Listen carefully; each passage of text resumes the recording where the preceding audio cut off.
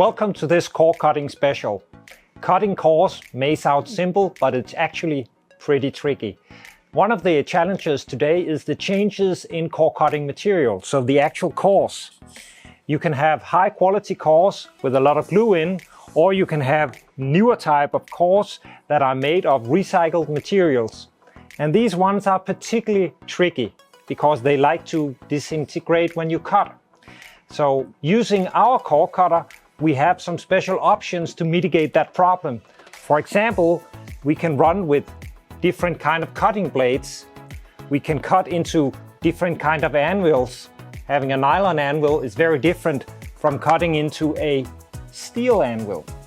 So if you experience problems in cutting these new recycled cores, please do contact us and we can help you adjust the machinery or acquire new machinery that can solve your problem so you can use the new sustainable and low-cost cores.